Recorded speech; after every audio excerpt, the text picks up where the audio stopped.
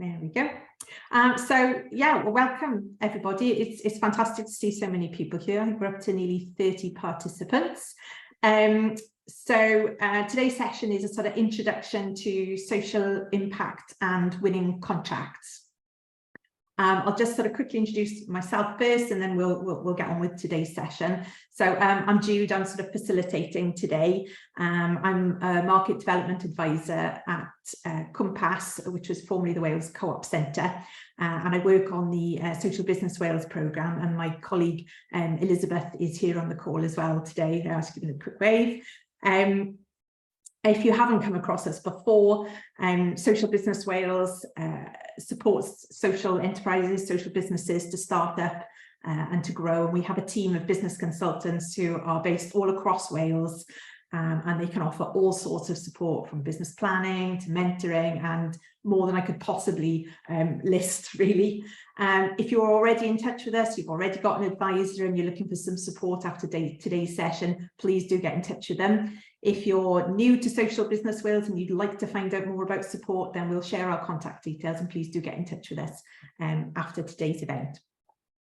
So we've got a great lineup of speakers today. I'll just kind of quickly run through the order and then we can make a start.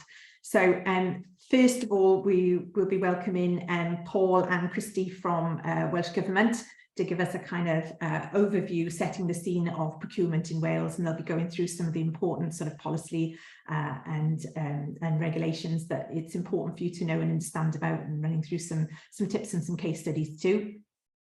And then we'll be getting a sort of perspective from two fantastic social businesses.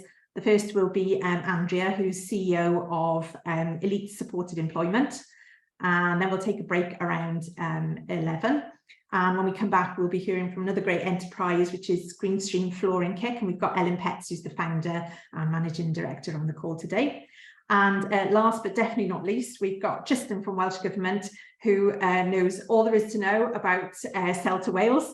And he'll be giving us a live kind of online demo of the platform and giving you a better understanding of what buyers are looking for in that platform, so you can strengthen your sort of presence on there. And we'll aim to finish about 12:15. So we've left some time for questions at the end of each speaker's presentation. So do please post questions in the chat, because there's quite a few of us here today. Please do post questions in the chat, and we'll try and answer as many as we possibly can. We also expect to have a little bit of time left at the end as well for any general questions that kind of might come to you as we go through the session. And after the event, we'll share a Padlet with you. If you haven't seen Padlets before, it's just a kind of website, and it'll have copies of the presentations from today, contact details, a recording of the event, and some other kind of resources linked to procurement and contracts that you might find helpful.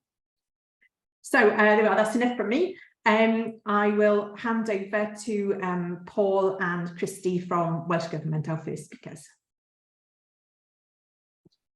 Great stuff. Thanks, Jude, and a very good morning to everybody. It's a real pleasure to be here speaking at this particular event.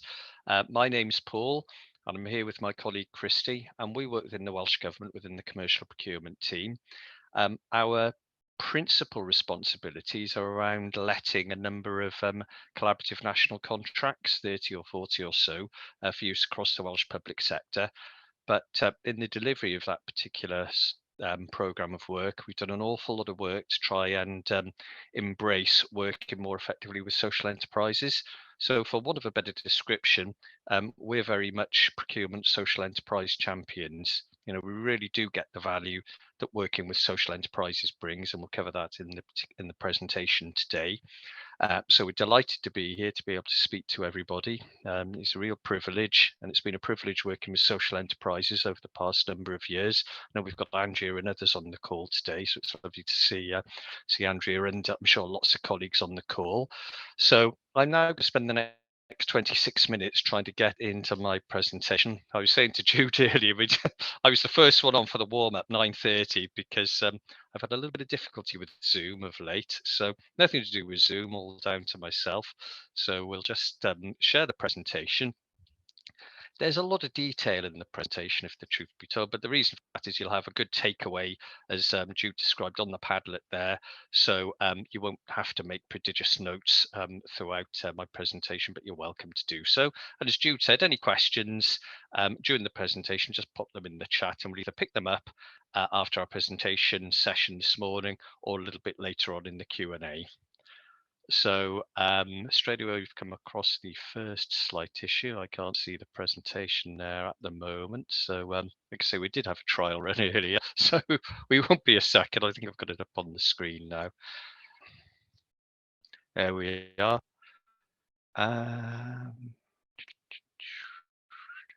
That's it, got it. So is why I do lots of practice. So hopefully, Jude, please confirm we can, as we did this morning, that you've got the outline of the presentation. I'm just going to go on to display mode. Yeah, that's fine, Paul. Great. So we're on display. We'll just make sure we've gone to the first slide there. Yeah, Great. you're there. Okay, so that's all working. Perfect. That's a big step up on the last time I used Zoom. So I've already introduced myself and Christy. As I said, we work within the Welsh Government and we've done an awful lot of work to support social enterprises, but we want to do more and we're really keen for others in the procurement and public sector community to do more. So what we're going to talk about today, we'll be preaching to the converted as to why social enterprises are important to Wales, but we're just going to include a brief section on that because this is the messaging that we're taking out to colleagues across the Welsh public sector in a very clear and consistent manner. I'm going to touch upon the changing procurement landscape in Wales, and that's the main feature of our presentation today, as Jude described. So lots of legislation coming up, usually a bit daunting when people mention 3 pieces of legislation, or indeed 1, but hopefully we'll demystify it and also just provide you with a very high level overview of some of the key things that you're going to see. Christy's then going to take us through some of the lessons that we've learned over the many years in growing our experience in working with Welsh social enterprises, and we've got a couple of case studies to exemplify that.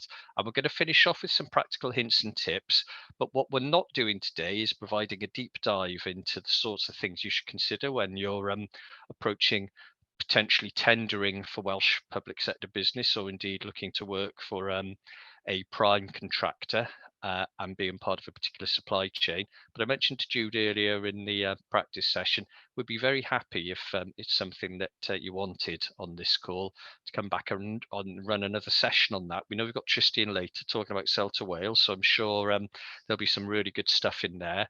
But potentially we could come back with Business Wales to do a more in-depth sort of what could I describe it as, a practical workshop on tendering and the sort of things that we look for in the Welsh public sector. So that's an offer for the future, but we're not going to be covering that today. So social enterprise is vital to Wales. We're a nation of social enterprises and we're really, really proud to say that. We've got over 2,000 in operation. Look at all those people who work within social enterprises, so real importance to the Welsh economy and effectively to to all of our citizens, really, both in terms of direct employment and the services that you provide. Massive contribution to the Welsh economy. And while I say they manufacture, this is the messaging that we put out to our public sector colleagues, is that you...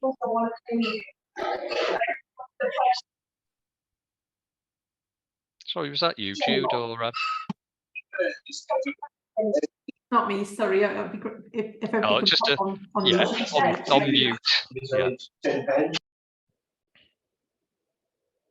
We'll just pause while everyone puts himself back on mute. So hopefully, right, we're back on track. So we know that social enterprises provide a vast range of goods and deliver a vast range of services. So, it's a wonderful community of opportunity, really, for us in the Welsh public sector. And of course, just to say, I mentioned that Christy and I were very much social enterprise champions, as it were, in terms of the commercial and procurement world. We're going to be speaking to, I think it's around potentially an audience of 400 civil servants drawn from across the UK in terms of how they can better embrace social enterprises. That's going to be a UK type event, but quite clearly we'll be delivering the same messaging. So we're really getting ourselves out there to promote Welsh social enterprises and indeed our colleagues from over the border as appropriate. So in terms then of the Welsh procurement landscape, very quick overview, there's £8 billion worth of Welsh public sector spend that goes through procurement. So that's not an insignificant sum. Major areas, probably the top two would be your construction expenditure and also in the social care sector. But underneath those vast sums of money in those two particular areas, you've got a whole range of services and goods required that could be supplied by social enterprises. So there's a real opportunity there, particularly in terms of supply chain type activity. Now, we're governed in the Welsh public sector by the public contracts regulations, but everything that we do, we have to be able to evidence how we're contributing to the well-being of future generations and how our procurement activity is positively influencing the 7 goals to which we all work towards. Putting all of that into procurement speak is the Wales Procurement Policy Statement, which sets out 10 key principles for how we should operate and deliver our procurement activity. And I'll talk a little bit more about that and how that fits into the changing legislative scope in a moment. But in terms of the legislation, which is the main reason for the presentation today, and don't worry if the slides aren't too clear on the screen, because you'll be getting copies afterwards. But we've got 3 pieces of legislation which are coming up very swiftly over the coming 12 months. I'm going to start in the middle, the procurement bill. So this is effectively joint working between ourselves and UK government. And we talked about the public contracts regulations, which is the set of legislative requirements that we basically undertake our procurement or adhere to now when undertaking our procurement. This is basically the new version. So if you wanted to come in 2024, which is incredibly likely, then effectively we'd be talking about the Public Contracts Regulations 2024. But it is a new bill brought in to govern the procurement process. So that is a really important piece of legislation. Now, uniquely within Wales, we also have the Social Partnerships and Public Procurement Wales Bill, which again is going through the Senedd and should be introduced in the coming number of months. We don't have a firm timetable as yet as to when it will pass into legislation, but it's very well advanced in terms of its progress. So the procurement bill will apply to every Welsh contracting authority, so that's just about every Welsh public body that's in operation. But the Social Partnerships and Public Procurement Wales bill will apply to only 44 organisations, but that's going to be your local government, your health, your Welsh government and sponsor bodies. So that's still a huge area of spend that will be covered by this particular legislation. We'll talk more about some of the key features of these bills in a moment. But I think the main part about the social partnership legislation is that from the perspective of today, is that it really is around delivering socially responsible procurement and making sure that everything that we do in the procurement realm is done in a way that benefits everybody and really just moves away from this focus that often we do have a cost focus, or we've seen from a number of organizations where cost is vital, but the socially responsible procurement really asks us within the procurement community, and in fact everybody delivering public services, to consider how our activity and evidence will deliver for the well-being of future generations. So that is a big step forward. And then finally, and again, this could be of interest to a number of those on the call today, there's the Health Service Procurement Wales Bill, which is going to be passing into legislation in the coming months as well. And what this is an evolution of procurement legislation rather than what we'd describe as a revolution. And basically, what it effectively will do is for certain categories of expenditure, it sets a far lighter touch approach to buying in those particular services. So it's got a particular focus around patient and individual citizen care. So again, that is something I think that could prove very positive for a number of Welsh social enterprises and those involved in sort of services to people in the sort of care arena. So there is a lot upcoming in terms of the legislation. I'm just going to pick on some of the main changes now. Obviously, all these particular bills have got some quite significant detail. But the main change is really for the procurement bill, if you compare it to the current regulations that we operate to, is that the procurement principles and objectives, there's been a change. The current ones talk about transparency, as you'd expect, fairness, openness, etc. But the new core principles behind the procurement bill, that new procurement set of rules that we're going to be operating to, there is of course reference to delivering value for money. You'd expect to see that in the public sector, and I know value for money means different things to different people. Certainly to myself and colleagues in the procurement community in the Welsh Government, value for money is that wider value a procurement can bring. It isn't about what is the cheapest. Importantly, in terms of the new principles and objectives, and this is really, I think, a massive positive step forward, talks around maximising public benefit. So everything that we go out, and then when we're considering procurement, we have to consider how we're going to maximise public benefit. So again, that brings in that sort of wider consideration that we've already been doing in Wales for a number of years around the well-being of future generations, but really cements it into a procurement landscape. So that's going to be something that I think should prove advantageous to those operating in the social enterprise sector. And of course, we've still got transparency and acting with integrity. So they're core things you'd expect to see in any procurement. We're not speaking to the buy side today, so we're not going to talk about the fewer procedures, but I think it is a positive that I think currently there are about 7 or 8 different procurement procedures you can adopt. It can get a bit confusing, so that's going to be rationalised under the new legislation. What we currently do with contracts is we talk about awarding on the basis of the economically most advantageous tender, and that does tend to drive a focus perhaps more amongst some within the public sector procurement community to focus a bit too much on price. Now, what we're going to be talking about, or now with the new legislation, is the most advantageous tender. So, it's a small change on paper, but in terms of the mindset and what we'll be able to do with that, it is a significant step forward in sort of freeing people up to be a bit more creative in terms of how they approach the awarding of tendering opportunities there. This is a big change. We'll touch upon it a little bit later on, but Welsh contract authorities must have regard to the Welsh procurement policy statement. And also, this is something specific to Wales. I mentioned this is UK legislation, but we're working in close partnership. And under the model, we're allowed to effectively tweak the legislation where we feel it's more appropriate for Wales. So there is going to be a specific duty on Welsh contracting authorities to consider how to reduce and remove barriers for small to medium enterprises and, of course, our social enterprises in the voluntary sector. So that, again, is something that organisations are going to have to think about. They're going to have to evidence. So that is a really big positive leap forward. And something that we'll touch on now is there's going to be increased transparency and a central platform, which basically brings everything together in one place.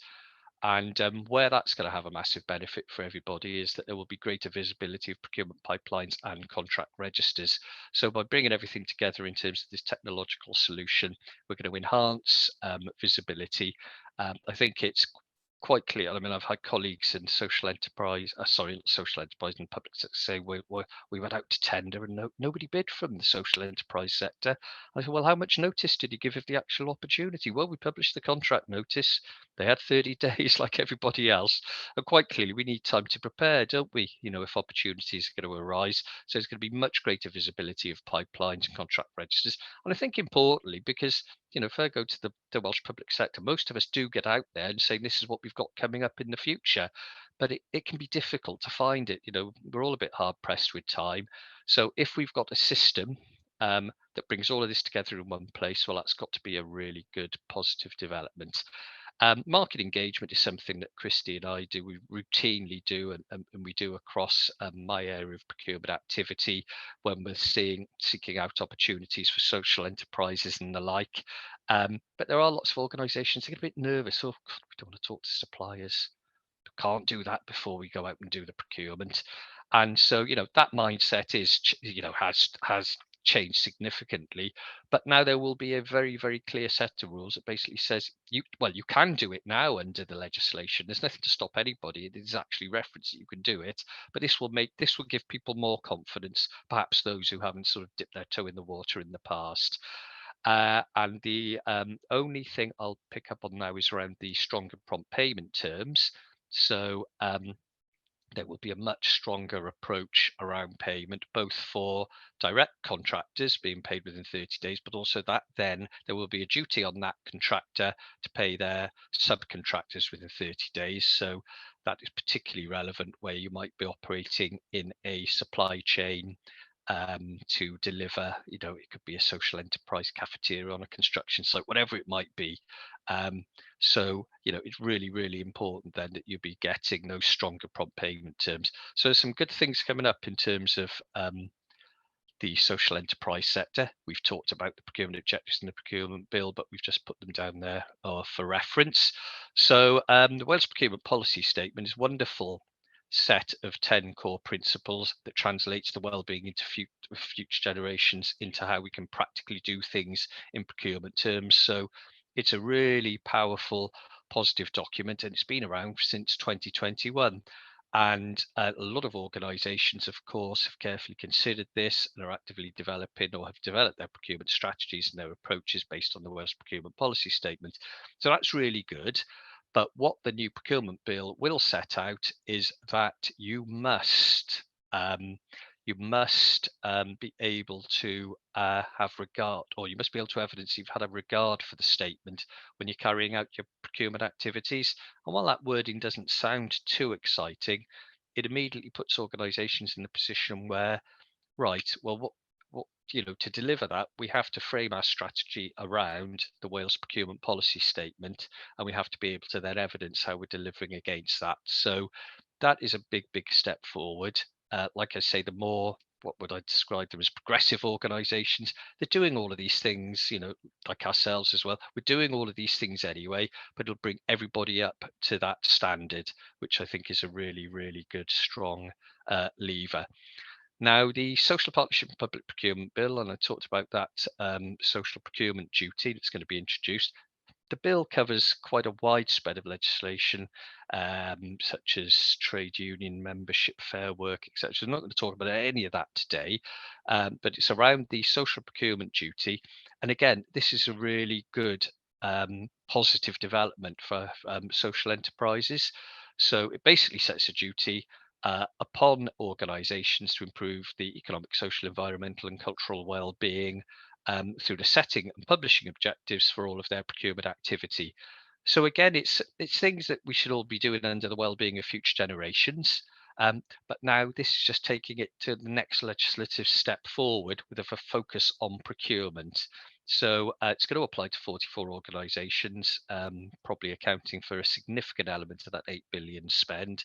So this particular activity, I think, is going to be a major sort of driver for organizations to think, right, how can we now reach out to social enterprises? Because as we know, it's just it's just such a really positive way that you can deliver and enhance those wider well-being impacts or social value, as you might well have been discussing it at previous group meetings. And I think I won't steal anybody's thunder coming up later, but we do know that if you engage with a social enterprise, the local economic impact from that activity is absolutely huge. So for every pound spent, there is significant payback to the local community. So it is something that organisations will be paying far more attention to, and that's great. That's where people like myself and Christy can come in, and other colleagues across the Welsh Government, promoting the really good news and the positive support that we can provide to organisations to help make this all happen, which I will touch upon is already in existence now. But there is going to be more work, more guidance, more help for the public sector, for the Welsh public sector procurement community and beyond, because there's a real focus on construction type activity in this legislation as well, and also major services. So there could be lots of subcontracting opportunities for social enterprises. but of course everybody will need help and guidance to take these things forward, and so that's something that is actively evolving within the Welsh Government. I touched on the health bill, and it was around certain healthcare services and their procurement, which will have quite a flexible approach in terms of being able to engage that, so particularly around patient care, where it would probably be inappropriate to go out and do a full competitive tender because you've got to support somebody through a particular provider. So it's only going to apply to certain limited categories of procurement activity, but it I think is a very, very good step because it's something that's happening in England. So it'll bring consistency for the public sector buy-side community and also those selling into the sectors of, so it brings consistency across Wales and England. So that's the three pieces of legislation. They all work together to support the Wellbeing of Future Generations Act, which is effectively the umbrella under which we all work. But it's just to say that if something is covered by the Health Services Procurement Bill, that does exempt that particular activity from that procurement bill, that new specific procurement legislation. But of course, it should be supportive of the Social Partnership and Public Procurement Wales Bill. So a lot coming up in the legislative world, and of course, if you've got any questions, please post them in the chat. Now, I mentioned earlier, there's already a lot of great stuff that supports folk, so I'm not going to go through these in any detail, but it's just so you're aware that we're providing some great stuff to support the buy-side community through Wales Procurement Policy Notes, and they link back to the Wales Procurement Policy Statement, which links back into the Wellbeing of Future Generations. So we've got guidance on how organisations can break down barriers for small to medium-sized enterprises and social enterprises. We've got guidance on reserving below threshold procurements for Welsh Public Sector Contracting Authorities, which can be done just for effectively SMEs and social enterprises to bid for in the locality. There's guidance, which we've deployed, and we've provided a number of sessions on reserving contracts with businesses with a public service mission, so very apt to today. And of course, there is a policy note around social value clauses, community benefits through public procurement, which is that wider value that can be brought through procurement activity. So a lot happening in that particular space, but I'm going to be quiet now and hand over to Christy. So I'll carry on driving the slides, probably very badly, Christy. So over to you. That's great. Thanks, Paul.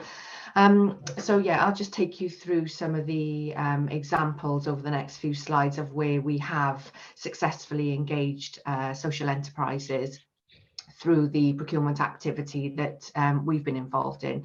But this first slide here, just linking back to the earlier slides, really, that Paul flashed up in relation to the Wellbeing of Future Generations Act and the Wales Procurement Policy Statement.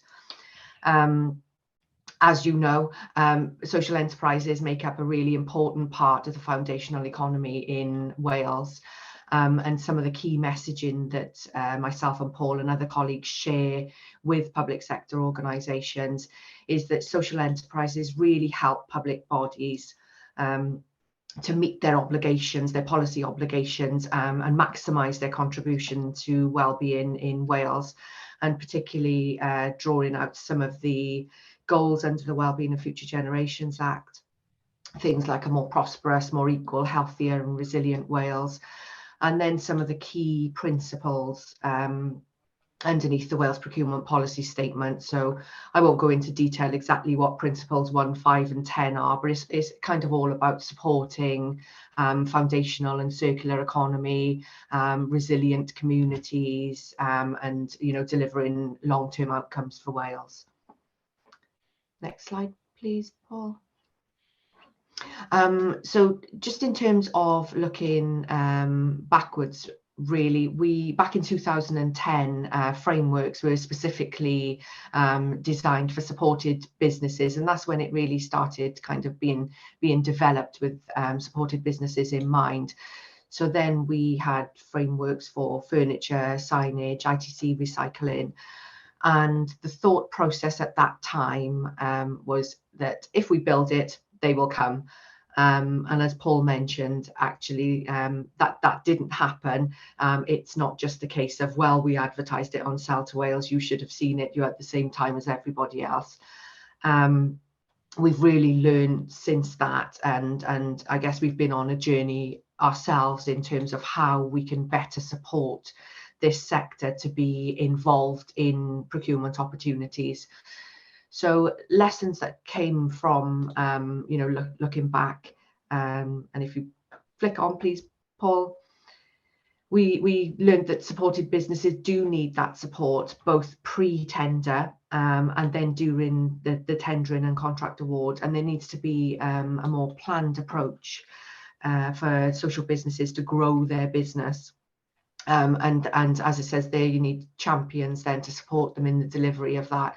And I think Paul has already referred to himself and myself as champions, and we're very much trying to spread the word both within the Welsh public sector, and as Paul has already alluded to, we're at a UK National Civil Service Conference next month, where we're also you know, showcasing some of the work that we're doing and trying to spread the messages as well. So that's how we are trying to push this agenda. And then from the learning, the lessons learned, really, the Welsh Government Better Jobs Closer to Home initiative, this was something that really focused on building capacity across the Welsh supply chain, specifically in relation to manufacturing opportunities for social enterprises. And this particular model then is one that has grown, and we've recently applied the principles and the approach of this model to some other contracts that we've developed more recently, and they are some of the case studies that I'll share with you over the next few slides. I think that's it. If you jump on, Paul. Oh yeah, sorry, before going into the specific examples, I just wanted to highlight the Centre for Local Economic Studies.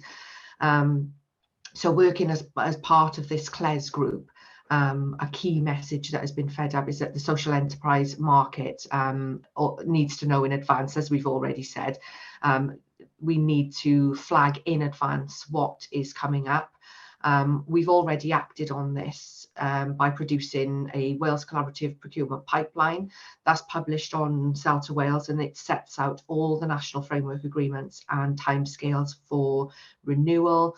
And the aim of that is to inform the market of what's out there and then what's coming up in terms of forthcoming opportunities.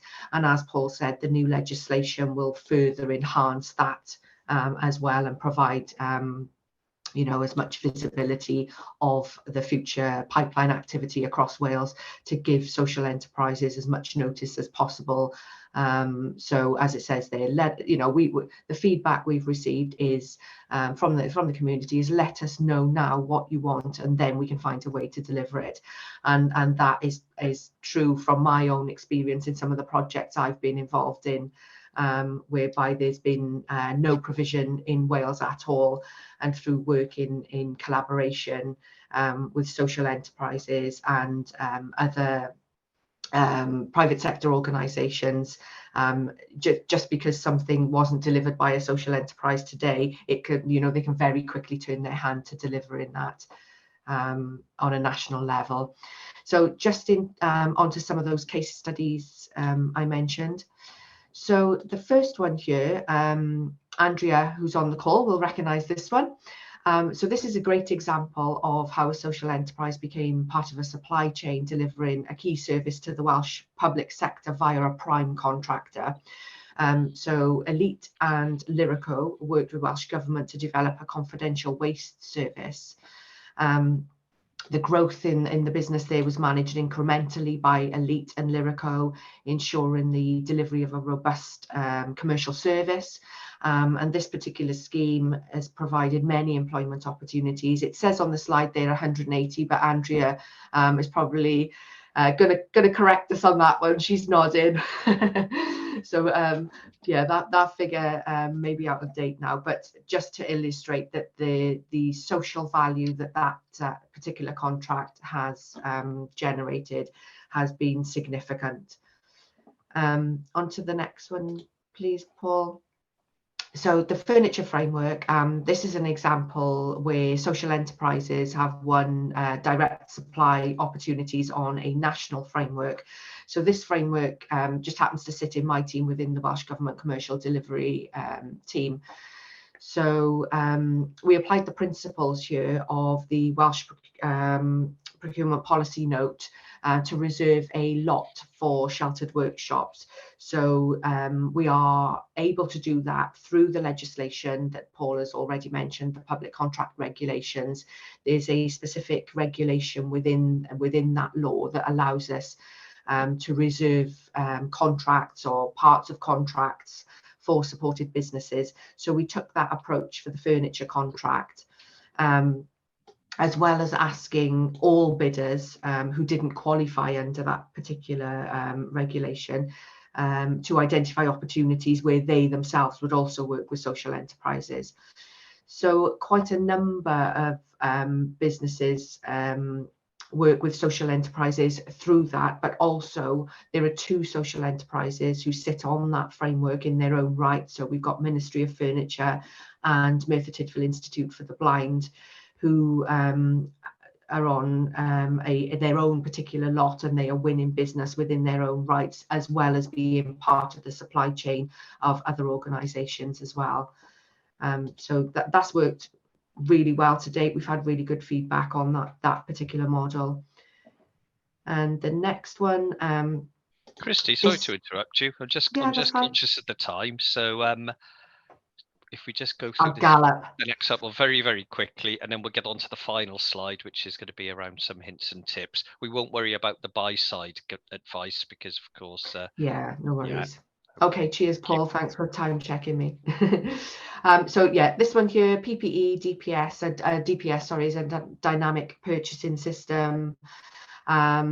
This allows many social enterprises to, they've bid and they're sitting on the agreement in their own direct supply capacity. So this is another one. Paul, do you want to move on? I'll gallop through. Another example here is where supported businesses work through a Welsh Government framework. This time is in relation to recycling laptops. So eCycle, some of you may be familiar with those. They're based in RCT, and they've worked to cleanse redundant laptops, often refurbishing them then for use, for reuse, which obviously supports the circular economy objectives there. And then the final one, I think,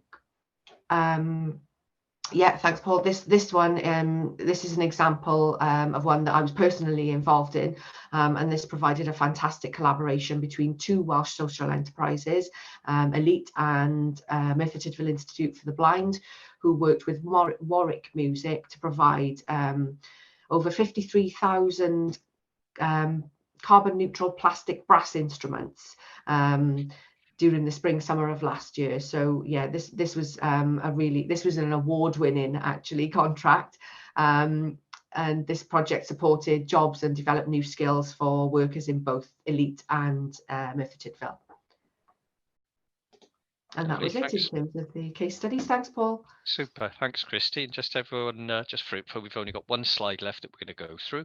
I'm just going to touch on this hints and tips for buyers. I'm not going to talk about it, but just if you are here and you're involved in procurement and you want to know more about how you can take forward working with social enterprises, just contact myself and Christy, because we'd be delighted to have a sit down with you and run a separate session. So we're not going to pick up on that, but it is provided for info. And just more widely for our social enterprises on the call, just to sum up, there are tremendous potential opportunities in much of what we do across the Welsh public sector. I think from Christy's set of slides, you can see that social enterprises have already won significant public sector contracts and won those in competitive processes as well. In fact, fiercely competitive. Within the public sector, we do adhere to strict regulations for contracting. So getting to know those will certainly help. It's really, really important. And again, that's where there's potentially that tie up with ourselves and Business Wales that I mentioned at the outset. There are opportunities. Don't just think of a direct opportunity. There's an awful lot that can go on in a supply chain to support us within the Welsh public sector, and that's probably where the bulk of the real opportunities will sit, you know, particularly if we're talking about big construction providers and care providers, etc. Tristian's going to talk about CELTA Wales, but we'd be remiss of us to say not to mention you must register on CELTA Wales, because we use that to advertise all of our opportunities there, from 25,000 above, and indeed often below as well. There's that support from Business Wales and potentially us, and Christy talked about the Wales Collaborative Pipeline earlier. So that's it from us, and in the slide deck you'll have our contact information. We'd be delighted, obviously, for any questions now or a bit later on, or if it's something you think about after the session, please just drop us both an email and we'll get back to you. And hopefully now, Jude, I've stopped sharing. You have, Paul, and first of all, thanks both to you, Paul, and to Christy for your presentation. There was certainly some interesting and very positive messages coming through from the comments that you've made. We're a little pressed for time, but we will try and squeeze in a few questions if you're okay with that, Paul and Christy. I don't know if you can see the chat, but I can see there are a couple in there. The first one I can see is any tips on how do we comply with regulations and work cooperatively rather than competitively as social enterprises, or will that be addressed in new legislation? Sorry, that was a long one. That can all be done now, and there's wonderful examples on it, because we've got Andrea here, who is probably at the forefront of working collaboratively across social enterprises, and bidding as a consortium is something that has been perfectly acceptable solution. In fact, something that we've actively encouraged in Welsh public sector procurement for many a long year, and probably in that SME guidance I talked about. You know, there was probably that reference to the fact that, you know, think about working with fellow providers in your locality. So yeah, certainly coming together as social enterprises does give you the opportunity to bid for a larger particular activity. But as you said, it's much better for everyone to have a slice of the cake, as it were, than all be fighting over one particular piece. And by coming together, we can have the strengths of different organisations as well. So it's really encouraged, that consortia type approach. But again, that's something maybe more practical tips on how you can come together and talk about bringing together consortia is something that we could pick up at a later session. Thanks. That's another event all in its own right, but yes. Yeah, that's a good point. And we'll certainly come back round to that thought at the end of the session. We've got another one here. Will the procurement bill most advantageous tender removing barriers include a clause to prevent smaller contracts, for example, size suitable for many social enterprises, being used as loss leaders by large organisations? There's always going to be competition. There will always be organisations who do put forward loss leaders. It's a business practice. But what I like to think is some of these larger organisations, if we're sensible within the Welsh public sector, and we think, okay, you know, there will be times when we bring things together but also elements where we lot activity.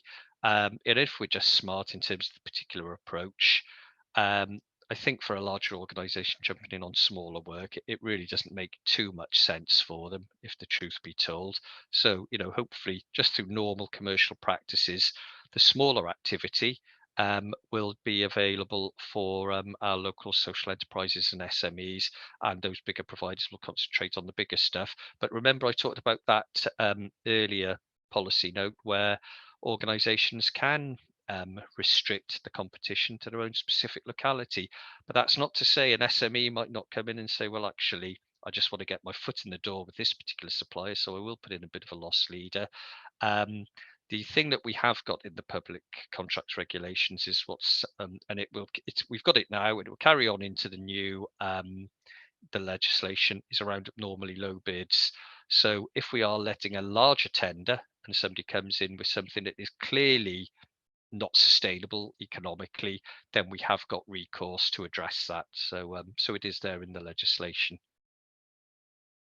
That's brilliant. Thanks so much, Paul. I can see that there are a couple more questions. If we've got time at the end of the session, we'll come back around to those. But I think at the moment we'll need to move on. But yeah, many thanks to both Paul and Christy for our opening speak. Because thank you. We'll move on. Next, we have Andrea, who's CEO of Elite Supported Employment. Andrea, I'll share my screen for you and let me know if all is looking well. Thanks, Jude. Appreciate that. That's okay. Apologies to everybody. I had technical difficulties this morning.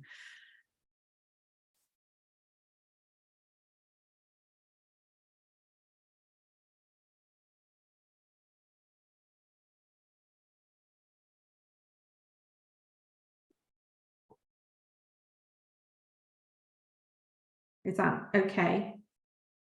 It's not sharing at the moment. Is it not? Okay, sorry, bear with me.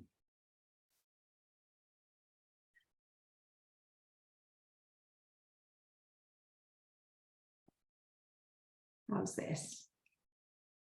Yep. Okay. Is that Can okay? you just, yeah, can you just run from the beginning?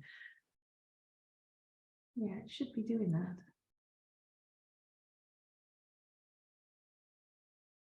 Just go on to slideshow. It should, right. Okay, great stuff. Good morning, everybody. As Jude mentioned, I'm Andrea Wayman. I'm the Chief Executive and founder of Elite Group of Enterprises. The first was founded in 1994 and is an employment agency for disabled and disadvantaged people that has steadily progressed.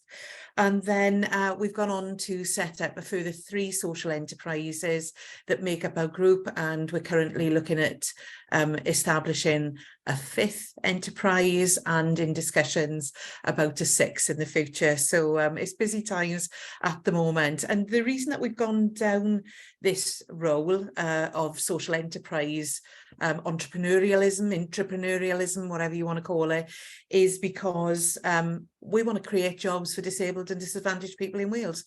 Basically, whatever we do around that is almost like the byproduct. Okay, so if I can go on to the next slide, Jude.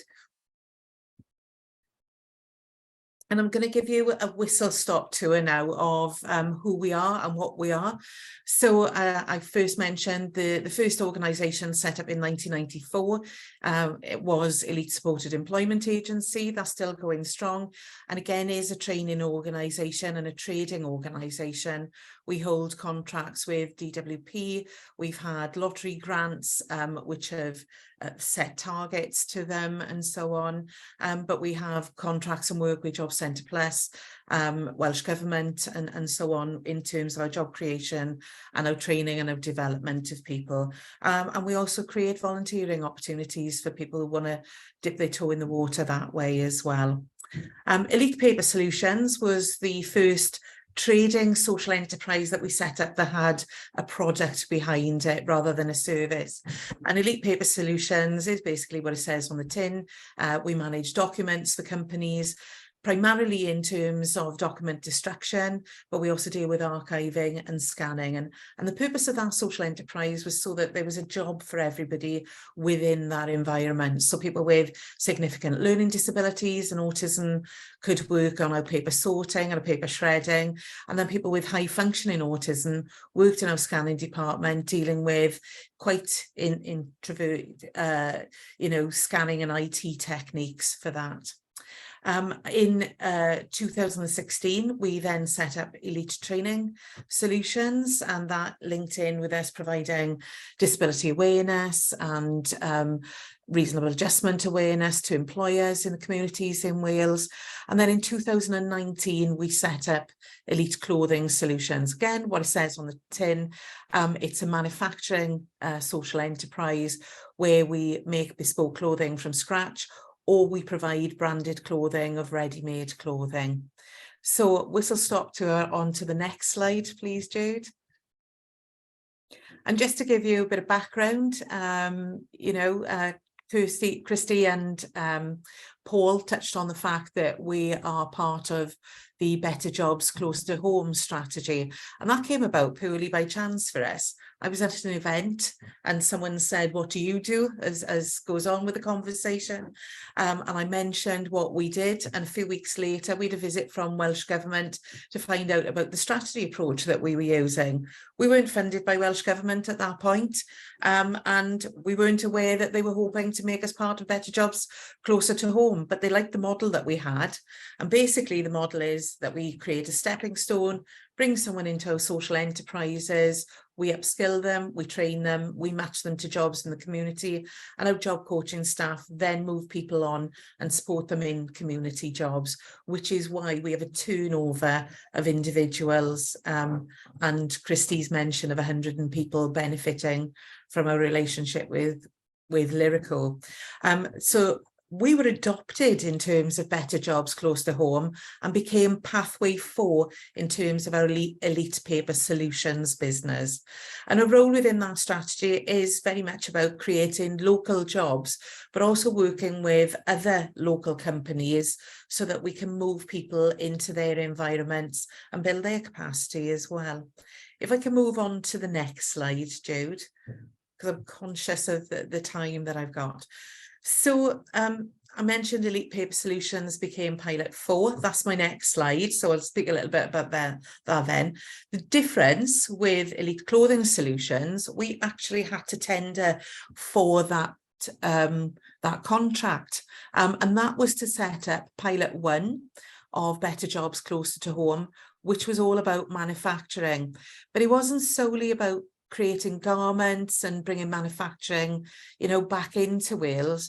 It was about upskilling people and training people in garment manufacturing, because we didn't have apprenticeships in that area. We didn't have low-level qualifications in Wales at that point. What was tending to happen was that people were doing technology and design at university, and that's where our manufacturing was starting and ending at. And we knew that there were a lot of people in their 50s who had these amazing skills in manufacturing, and particularly in garments, and we were going to lose that skill if we didn't tap into it now. And that's what we've tried to do with Pilot 1. So Pilot 1, I'll speak a little bit about the types of contracts that we have. But in relation to that, COVID was our catalyst, because the NHS needed uniforms, needed sets of scrubs and so on. And that's where we then came into our own, where we worked with the NHS and Alexandra, their main contractor, to produce hundreds and hundreds and hundreds of sets of scrubs during COVID, and also distributing fabric and collecting ready-made garments throughout Wales from other manufacturers and other volunteers to keep our NHS going during that time. And I'll speak a little bit about collaborative working then as being part of a supply chain shortly. If I can move on to Pilot 4, or the next slide, please, Jude. So this particular social enterprise has about 80 people who come into the enterprise every week. 40 plus people are employed directly by ourselves. And then we have a number of apprentices that we host, and we have a number of trainees that we also host. And we bring in about 25 young people from additional learning schools every year into this environment. So that's what creates about 80 people being in that environment, as well as volunteers throughout the course of each week. And it's about building people's confidence and their skill set and their social skills, and determining, their levels of independence and building on that. So the products that we deal with there and the services all centre around waste paper and waste cardboard. So I've already mentioned that we do document destruction there. All of that gets recycled. 100% of the paper that comes into our environment gets recycled. We also bring cardboard in. Cardboard either gets recycled if it's of poor quality. If it's of good quality, we've done a whole new research on that and we've now created an eco-animal bedding that goes out to horses, guinea pigs, chickens, game birds, you name it. That's our customer base, and it extends far beyond Wales now for us. But we also do scanning, and scanning came on into its own shortly after COVID, with so many people working at home, needing documents at their fingertips. And again, we do archive storage because that also feeds our recycling. Huge part of our ambitions here is that we become carbon neutral with our vehicles and all our machinery as well, operated by alternative energy. So the more contracts that we bring in to both of these social enterprises through trading, the more jobs we create, the more training opportunities. But the great thing around that is that we try to work with predominantly the public sector. What we don't want to do is take any work away from the local small companies in our area who we want to employ the staff that we upskill as a stepping stone within our social enterprises. If I can go on to the next slide. So I kind of feel, using this slide, I'm preaching to the converted here about the benefits of social purchasing. But I think the really, thing that we should be crowing about is that we can provide bespoke goods and services, either to companies in Wales or companies within the UK, and also exporting those goods and services as well. We are cost effective. There is a huge myth around the fact that if people buy socially, it's going to cost them more. And we've done work with the socials, with the public sector about buying socially. We saved one NHS trust £60,000 in a 3-year contract. So there's lots of benefits. And also we're keeping things very, very local. They are seeing the benefit of that social value. So the thing that I would encourage everybody in terms of social value, keep records of the impact that you're having, keep records of the jobs that you're creating, the soft skills that people are building while they're with you in your social enterprises and so on. You will need that for contracting, and I'll speak about that shortly. Quality-wise, we have ISO 9001 operating in our social enterprises. Our quality has to be spot on. We have to reassure the public sector or the private sector and third sector colleagues that we're working with that our quality is the very best that you can get. So that's another reason why you should trade with us. And as we gain in these contracts, so we can build our capacity and start competing with our commercial organisations and stop these loss leaders coming in for the smaller contracts that could be quite bespoke for us. And throughout all of this, there are so many of the things and the objectives of the Future Generations Act and the circular economy that we are addressing throughout this, not just Elite, but the majority of social enterprises that we also collaborate with. So if I can move on, Jude, onto the next one. So procurement, and thanks Paul and Christy this morning for reducing the myth around the red tape within procurement. And you will still have procurement departments within the public sector who will try to baffle you with the baloney, shall we say, about procurement, that they can't do this and that they can't do that. However, my dealings with procurement departments and the people on the ground is what I would strongly recommend is you find out what people want. Yeah, so it's a very proactive approach to tendering, and way before a tender comes out, find out when a tender is due to, come up for retendering, as maybe lapsed as well. What I found out through my research was that certain contracts had gone on for 13 years. When we should really be putting things out to procurement every 3 to 5 years and so on. And what I did, I went into departments, so facility services departments, to find out what they wanted from the document destruction, what their expectations were, because all of that was going to influence the type of tender that they would put to market. I was also finding out when it was going out for retender. And that meant that in a very subtle way and in a very proactive but legal way, I was anticipating what was likely to be produced by the procurement department as well. So that kept me and our organisation and my colleagues a step ahead of what we wanted to do. But the major breakthrough for us were the creation of dynamic purchasing systems. And so many of us can be put off by tendering with the amount of work that's required for it. You know, if I went back 30 odd years dealing with procurement, you continuously had to complete your due diligence side of things. The dynamic purchasing systems that are created takes away all of that work in terms of due diligence. And then when you tender, and you still tender competitively, but you're doing it with other social enterprises or other SMEs, you're dealing with social value predominantly, and you're dealing with your prices. Okay, but we're kind of on a level playing field there. So Regulation 20, for me, where we have more than 30% of a workforce with disabilities, means that we can register onto the dynamic purchasing systems.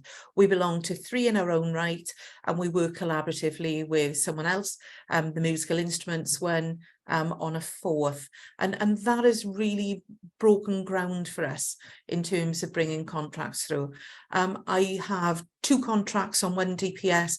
That provides income of in the region of about £80,000 a year for us, but it has other benefits, which I'll speak about. What we want our procurement departments is to stop doing same old, churning out the same contracts that they previously did.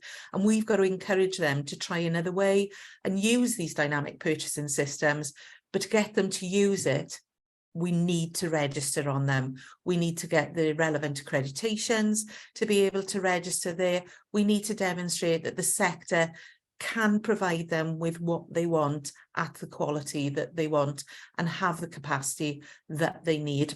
And when I say capacity, it could be a very small contract, but if we get it done in this reserved contracting way, it means that we reduce the competition from, you know, the people who will play silly devils with their loss leaders. And we lost out to a number of contracts that way when we first set up Elite Paper Solutions.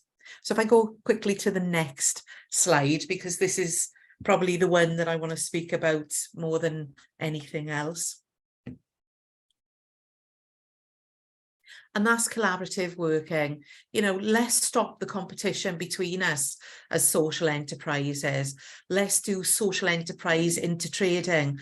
So everything that I want to purchase, I look to see if there's a social enterprise out there that we can purchase from. And I am keeping my money in the 3rd sector that I wish to spend.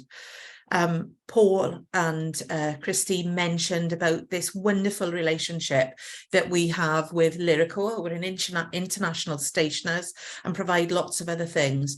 They are on a government framework that's reduced the need for me to have to do all of that work, but we have this amazing relationship which started with the Cymru Copier scheme and has produced in the region of 250 plus jobs, but has also enabled us to support 50 apprentices during that time, as well as other people on Job Growth Wales and other government contracts as well. And in total has probably supported about 500 people, either through volunteering or work experience too. The Lyrico Cymru Copier scheme has also expanded. So we now have the cardboard copier scheme with them, and we also have the clothing clothing scheme with them as well. Okay, so that you have the added benefits of that.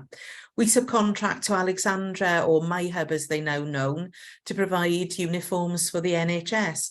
And we've also had private sector collaboration, as was mentioned, with Warwick Music in terms of creating the P-Buzz instruments and the P-Recorder instruments as well.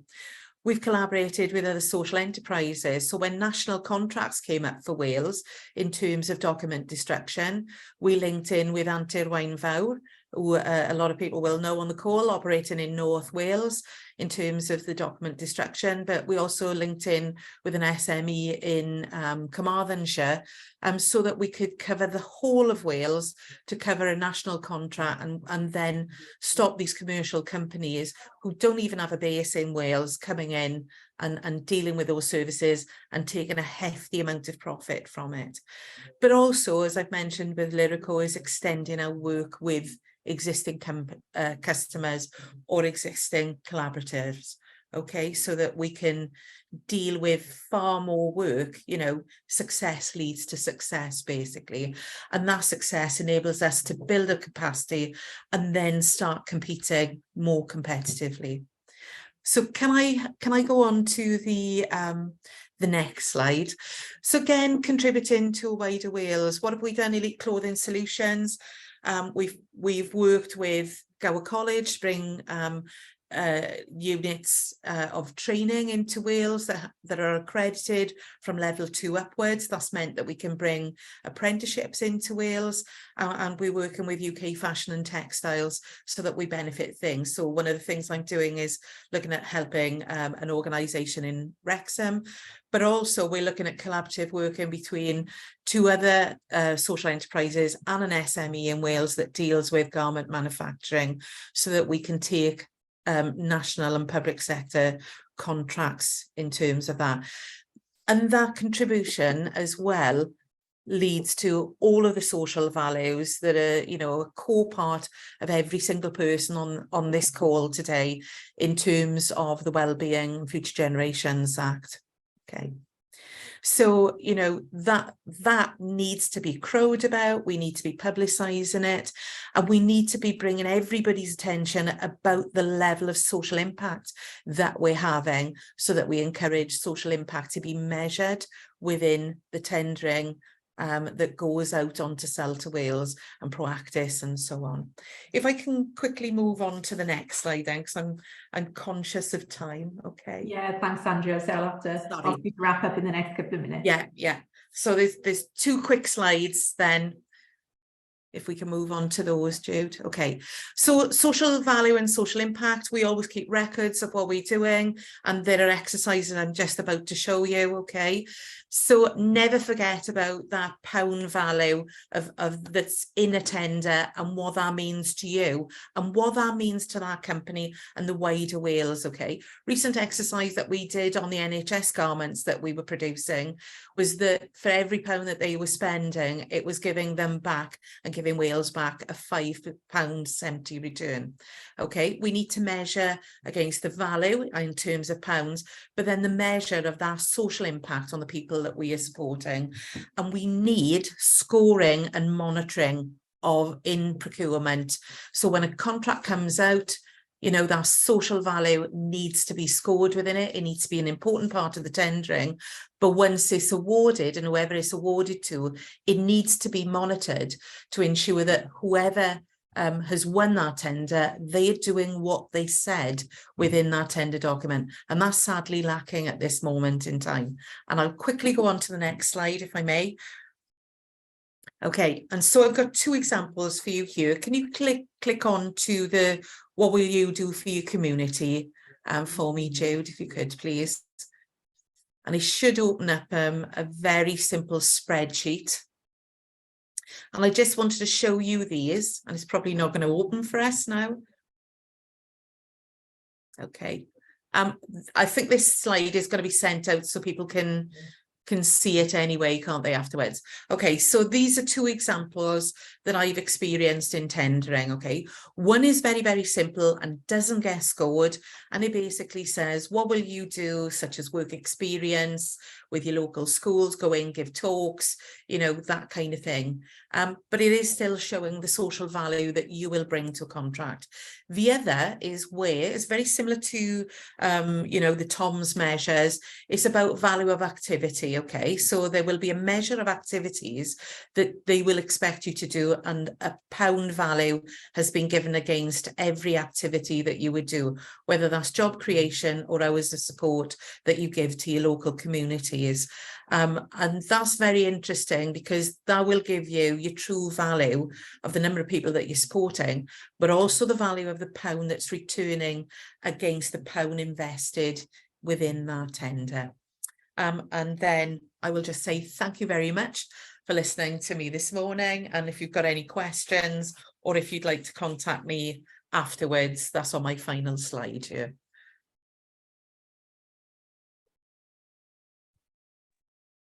Thanks so much, Andrea. And apologies, your spreadsheet opened on my screen nicely, but obviously it didn't show on everybody else's. But I can see it, and it looks like a fantastic sort of really practical way of monitoring as you were describing it. So that would be in the pad that we share. So I'd encourage everyone to have a click through of those links and have a look after the event.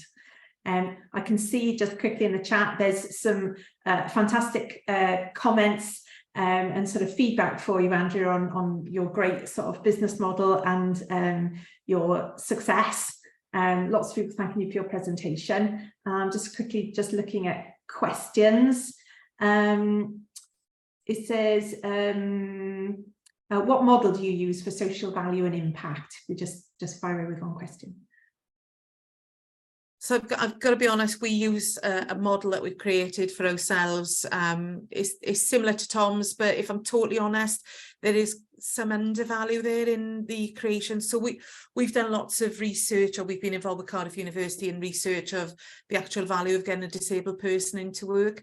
I think that's undervalued. You know, we estimate that to be in the region of between £75,000 to £100,000 a year. That's the reality of it. So there's a number of factors that we use for ourselves based on our own research, but it would be around, you know, even the environmental impact because of the tonnage of waste that we recycle. But, you know, any part of our business, on the garment manufacturing, for instance, we have fabric wastage. None of that goes into landfill. So we look at carbon footprint. A lot will just measure around jobs, you know, job club type activities, helping other employers, that kind of thing. So my final exercise that you've got, it is very, very similar ours to that kind of model. So we'll highlight particular things that we measure about the people that we support, and then we convert that into a value to the pound from our research, and some of the other factors around environmental there. That's brilliant. Thank you so much, Andrea. We'll take a sort of 10-minute comfort break now. So it's 11:15 by my clock. So if we can come back at 25 past, and we'll have a perspective from Ellen from Greenstream on their experience of procurement and sort of some suggestions and advice for you. And then, as I said, finish off with a session on Central Wales. So I'll see you all in about 10 minutes.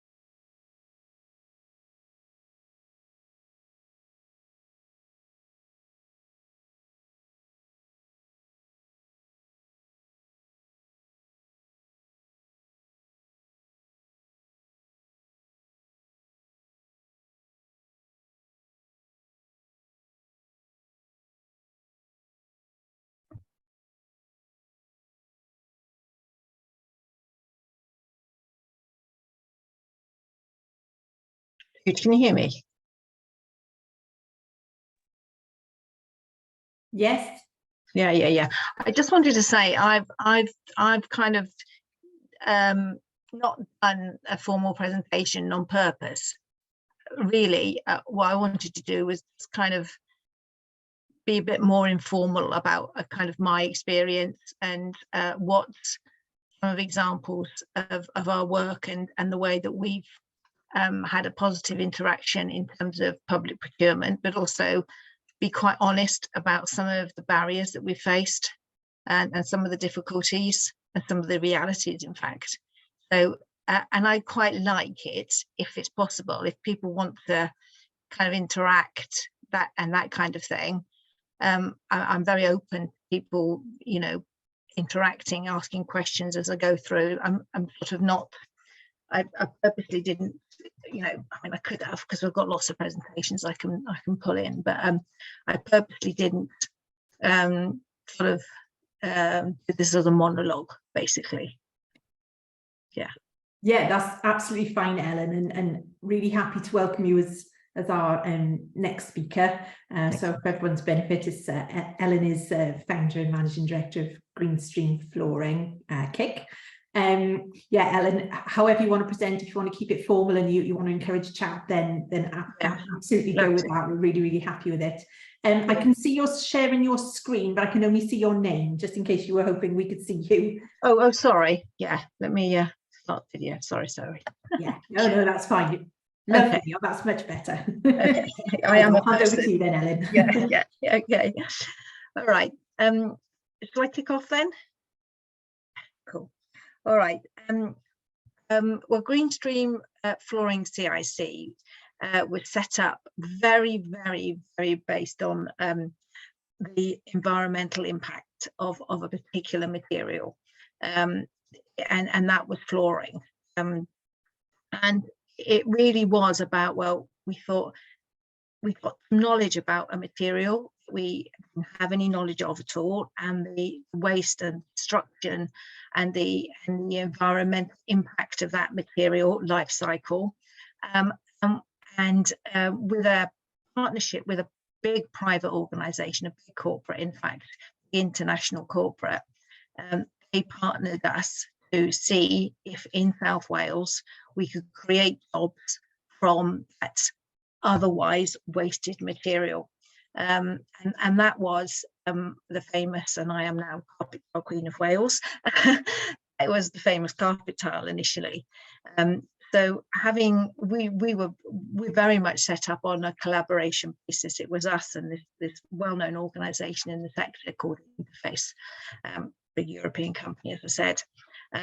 And we literally were about testing what else could be done with this material.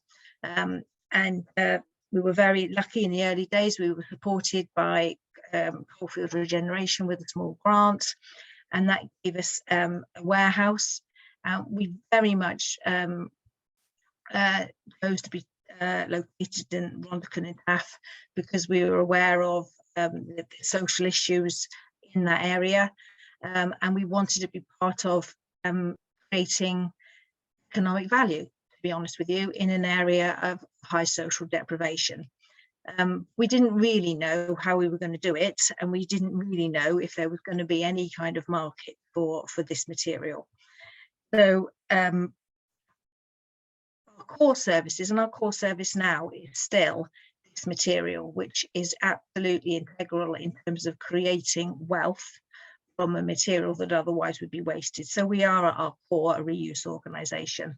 And obviously, you know, 12, 14 years later, we're still doing that. And that is the absolute core. So we've created economic wealth from a material that would otherwise be totally wasted. It would either go be burnt generally, and that's what happens, and that is termed as recycling, which is irritating, or it would be landfilled.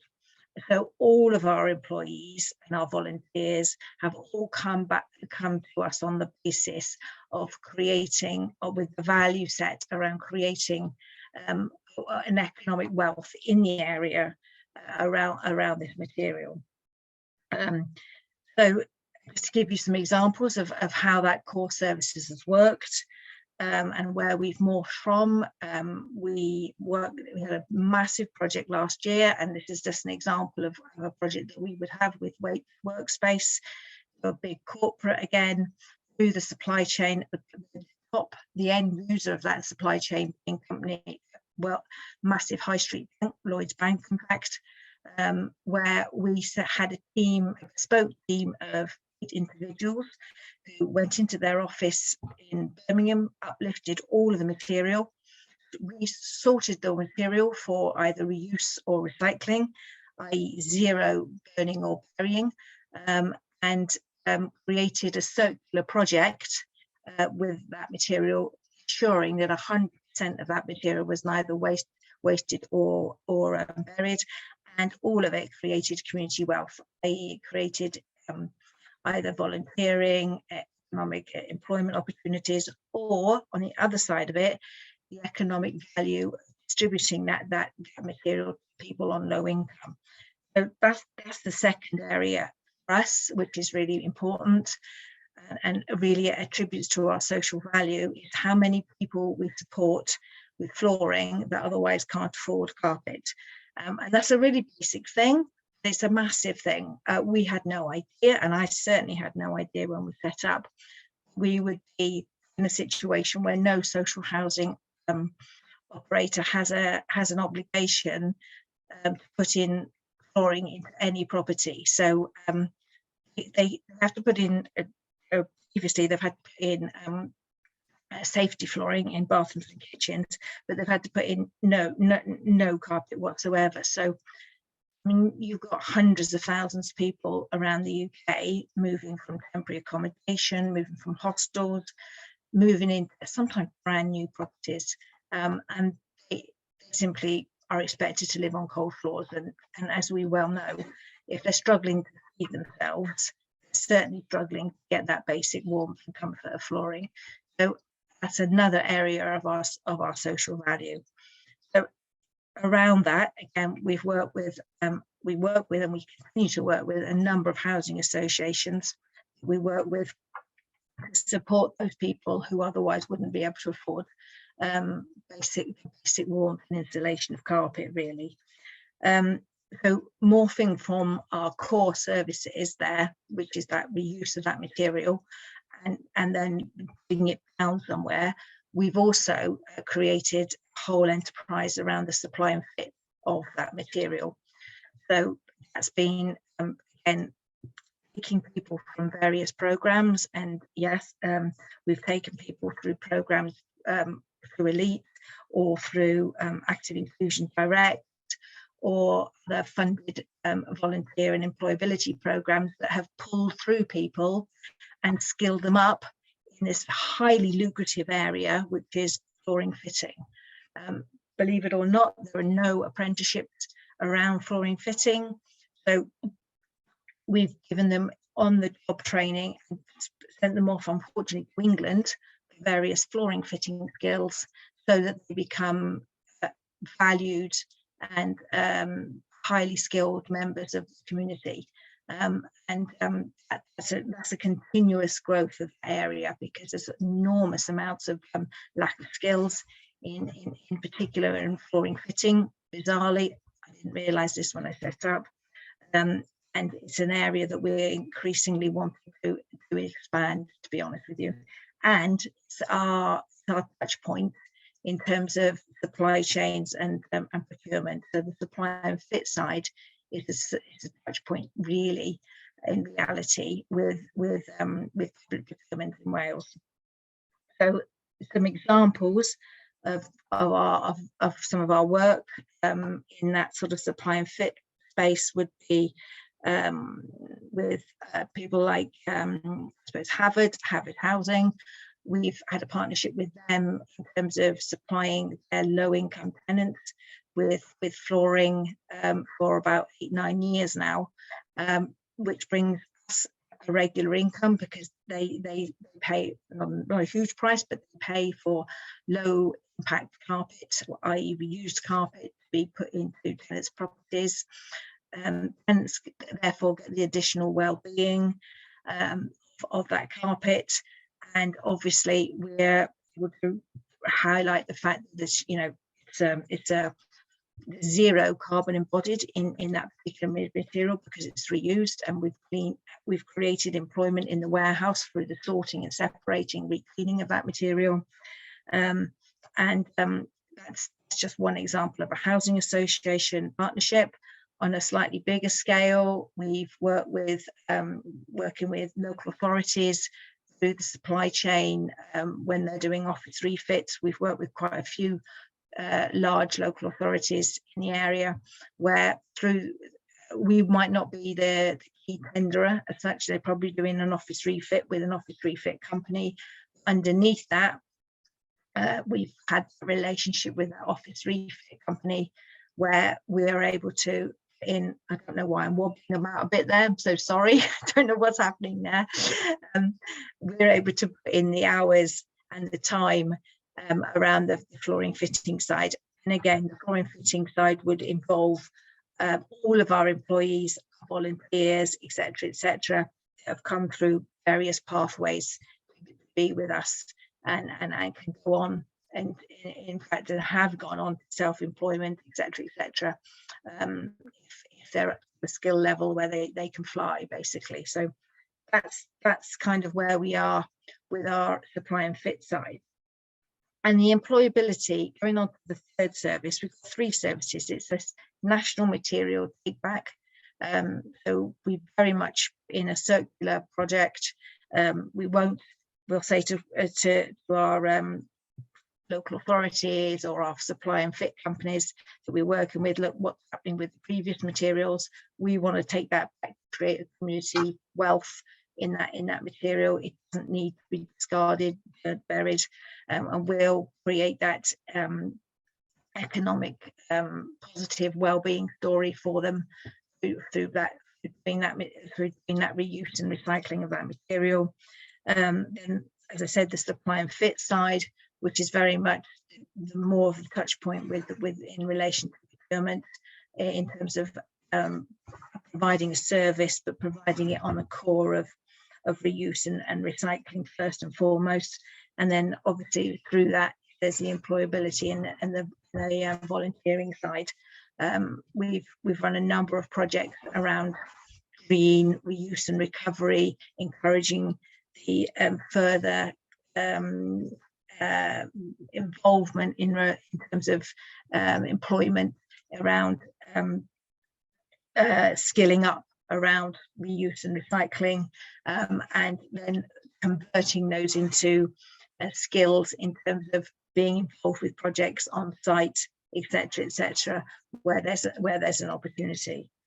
So you know, from our point of view, we feel there's a very positive context. We're very micro compared to Elite and other bigger partners in this field, but we are very we're very conscious of the outcomes that we create, and we have very religiously collated data around our various impacts over the number of years, and through that impact we are able to provide a social impact report every year, and like Andrea, we do that on a basis of we have done it a basis on looking at the Wellbeing Act and the various indicators under that, and doing our own kind of assessment.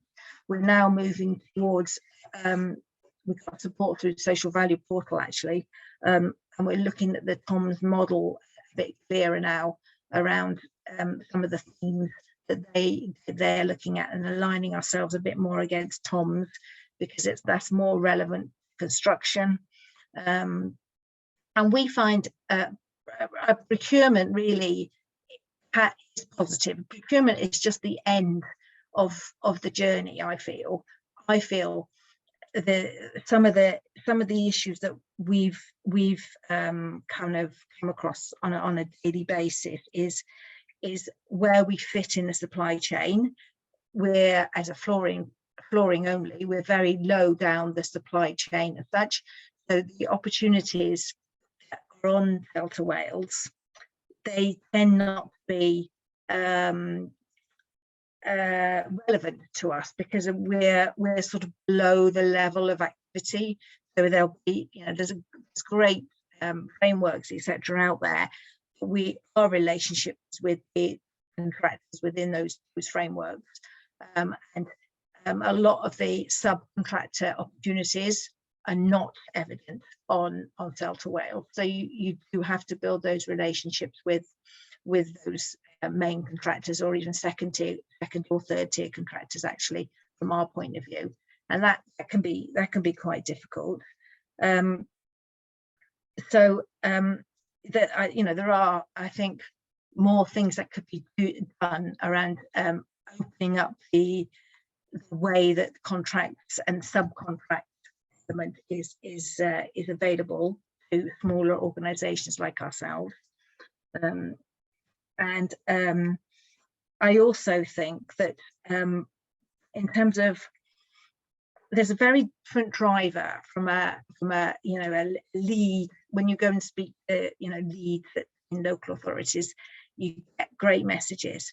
There's a big barrier sometimes between the lead and the implementation team.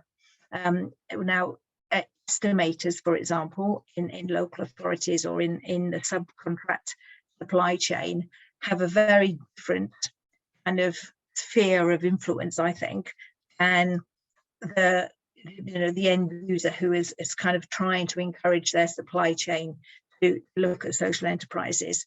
So I think from our perspective, and I've spoken to this with a number of local authorities, there's a kind of a need, I think, that sort of follow through that supply chain a bit and audit themselves and keep encouragement going through all the levels that then engage with smaller organisations like ourselves. Because the reality can be quite different to the kind of the general will, put it like that. And that's quite a tricky area for us, really.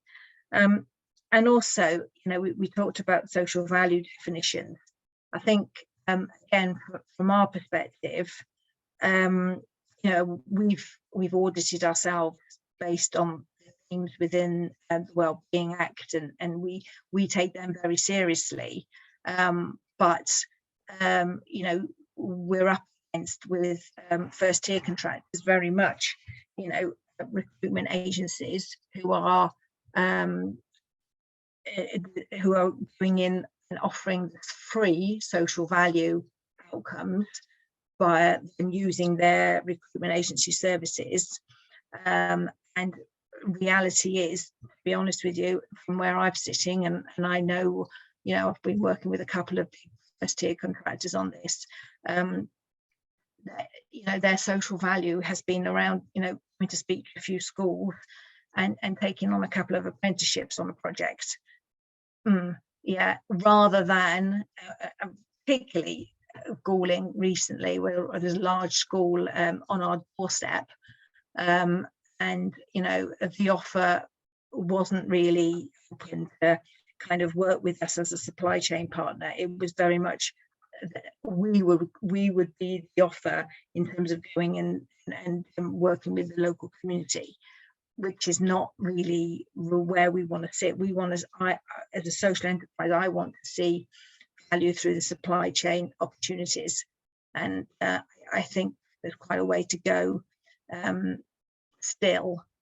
But I'm very positive about the context that's set by Welsh Government, and I do think that is trickling down, and that it's trickling down into procurement and contracts, etc. One example is very much the Welsh Government buildings themselves. I have been banging on that door for more than 10 years around what is happening around the material there. Why isn't there an opportunity for some supply and fit work with Welsh building facilities, Welsh Government facilities around Wales? It would be a huge opportunity for us. And for whatever reason, that still hasn't happened. Again, through supply chain complications, etc.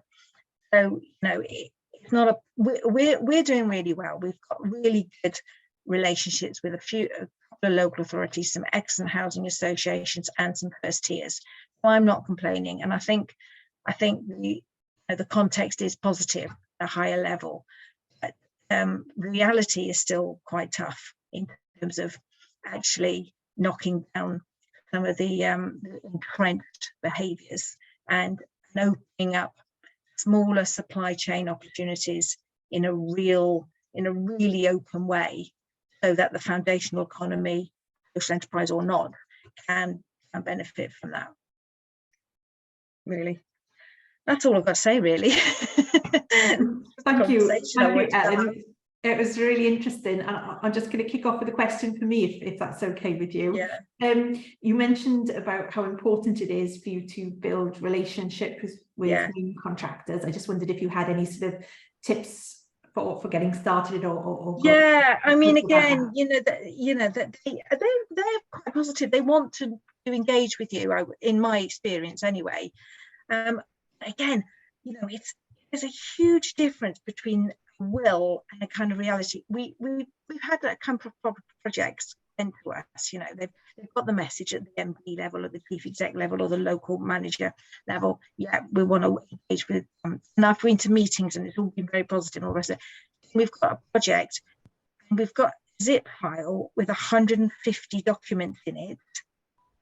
We are supposed to interpret where is the flooring bit within this. We've got within 150 documents, we're supposed to work out. I can't even work out where the actual contract opportunity is.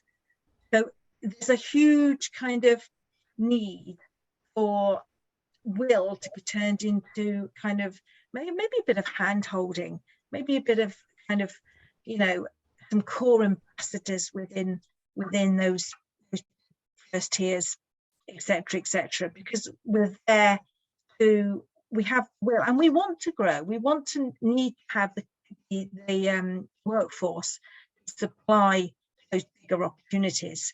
Sometimes there's opportunity we've had to turn a lot down, to be honest with you, because that's a project where the spend is something like, I don't know, 200,000 plus. We would be turning down because we haven't got the capacity. We want to have that capacity. So it's kind of helping us build, as a small social enterprise, building our skills and holding us through how to grow with one or two, I would say, first tier contractors, and having the time to help hold your hand almost, in a way, to help you grow, because we're there with the will to grow, for sure. And I'm sure lots of other small social enterprises are in a similar sphere as us. There's lots of fairly large opportunities, and I'm quite jealous of Elite, because obviously Elite have had from a sort of they were adopted by the Better Homes, Closer to Home kind of theme, and it's just a great example of kind of where they've there is that extra support, that extra hand holding, maybe, where they've been able to I'm sure Andrew would have grown anyway, but that's helped. It kind of it feels it's quite tough and outside of that support, like most small enterprises would, in similar to ourselves, and there's still the barriers there that we are still facing, I would say. Yeah. Thanks, Ellen, and I think we really appreciate hearing about your experience and your kind of honest view of how it is. It's good to understand the reality, and that it is a challenging thing to be doing. Yeah, it's definitely challenging. Yeah. Thank you so much, Ellen. No, that's right. I'll move on to our last speaker, which is Tristan from Welsh Government, speaking to us about South Wales. I'll hand over to you, Tristan. Morning, everybody. Thanks, Jude. It's just picking up. It's been a really interesting session this morning, and it's kind of, as I was scribbling notes, obviously I've worked with Paul quite closely over the years, and it was interesting that he mentioned cafeterias in on construction sites as a social enterprise example. That's one of the draft quick quotes that I'd got ready earlier on as it happened. I'll kind of quickly run through. I don't know how familiar everybody on the call is with Sell to Wales, but there's a couple of key points I think that are relevant to what's come up today in terms of searching for contracts, searching those opportunities, how to make the most of Sell to Wales and your presence on there, and how a buyer perspective works, particularly on the low value. And I think it's worth kind of starting from that perspective, in that most contracts that appear on Sell to, they're either site notices, which are up to threshold, so up to about 175,000, or the FTS notices, which are above, or there's also, which is the majority of contracts on there now, which are low value, which are done through quick quotes, which are direct quotes from the buyer through to the suppliers. Now, if I share my screen, hopefully, right, so let's share entire screen. You'll probably see, right, here we go. Now, hopefully you can all see Sell to Wales. Yeah, that's fine. Brill, excellent, right. So, very quickly, obviously on the home page, you've got search for contracts. That's the quick and simple way of doing it. You can view all the notices that are on there. As I mentioned, site notices have the Welsh flag, so those are advertised on Sell to only, and then the major ones are on there. There's also news and events, which again, we do a lot of how to tender workshops, so those are always useful to have on there. You can have a look where we publicise current contract notices as well, or we work with Business Wales, my colleague Howard, on meet the buyer and supply chain engagement events and all the latest news. And there's also the project pages. Now, again, this is where we work with the tier ones and work down towards the tier ones, tier twos, and breaking those opportunities down and make them into more relevant SME friendly packages. So you can see pipelines, as was mentioned earlier on as well there. And then if I put back, and also, and this is a bit of a shout out, a bit of a call out really, we're always looking for case studies. And again, we've got one here from Empower. This is the last one on social enterprise, and this is free. And that's one of the things that we always reiterate. And it's always it's a great one for us from our colleagues across the border. They're absolutely amazed and shocked at the amount of service and support that we offer for free, because we are the Welsh Government. And again, we're always asking for case studies. So if after this call, please do feel free to get in touch with me, and we can get you a case study on there. But what I wanted to touch on briefly this morning is the key things for you to be kind of not keeping an eye out, but to make the most of your Sell to Wales profile.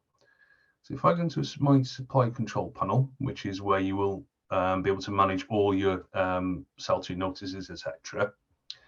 So we've kind of put them into tiles. So left-hand tiles here is all about searching notices, etc., etc. And the search for buyers, and this was touched on earlier on in terms of looking at what buyers have got to offer. So I'll just dip into that one quickly to start with. So if you're having to look at, let's have a look at what Welsh Gov have got currently. Help if I put the full organisation. Why isn't that coming up now? It always does this when I'm presenting. Oh, apologies, that's me being a numpty this morning. I'll put it in the right box.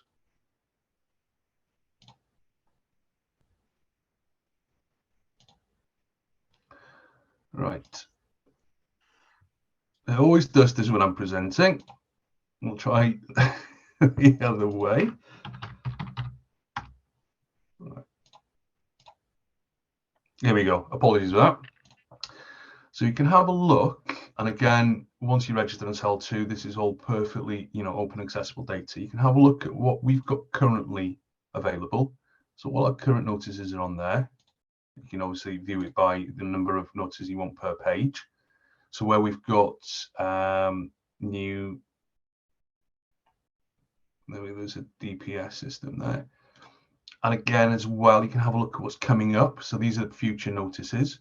So again, this gives you a heads up of what's coming up fairly recently. And also past notices. You can have a look at the type of frameworks and notices that we've published, who the successful suppliers were. And that gives you an idea then of the type of work that's out there and available. So as I said, and apologies I'm rushing through this, but please, after this call, I'll put my details up there. If anybody wants to get in touch, then we can run through this in much more detail with you. So the key things is your alerts profile. Now this is where the system comes into its own in a way. As you can see, I've got 99 recent alerts in there. And what the system does is based on your alerts categories that you put in. So for example, Ella, you're looking at flooring, so you'd have been. Go on then. Let's find flooring and the different categories that come up. There we go. So it would be within construction work, building completion work. So you can let's take that. So that now will go into my categories. As you can see, because I do so many demos, I've got literally hundreds of categories on there, which means that my notices, I get an email with all published notices. There we go. So these are the notices that have been published in the last 24 hours that match the categories that I put in. So that's your alerts profile. And the other thing I really want to kind of kick today with is your public profile. Now think of this as your virtual business card. This is what buyers will use. They'll use the Supply Finder search to source suppliers. So getting there, and I've just checked on the call this morning with the presenter that we've got a really good profile, so that's always a good thing. These are the areas, regions of work that you're willing to work in. So your company details, etc., your logo.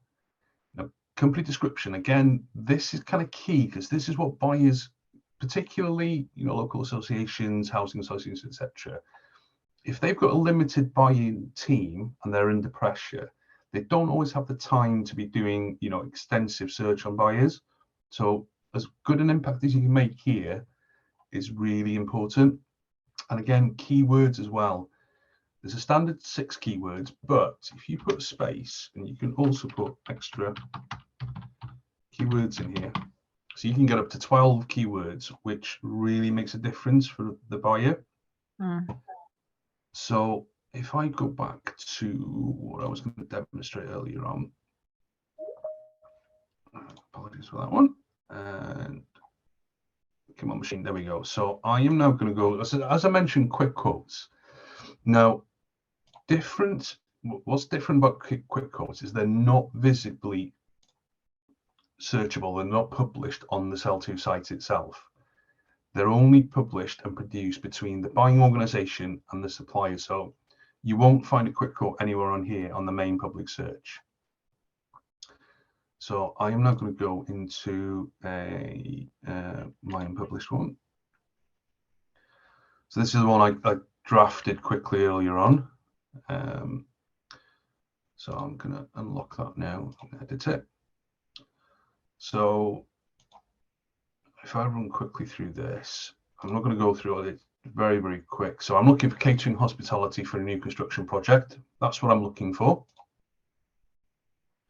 Scope of the contract is going to be provision of catering hospitality to support the new construction project. So they're building a new housing estate or something along those lines, and they want a canteen or a staff canteen on site.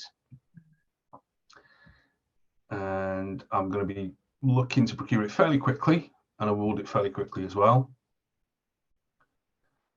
Additional information, so again, must be from sustainable resources, or you can put whatever social value requirements that we would have as a buyer in there as well.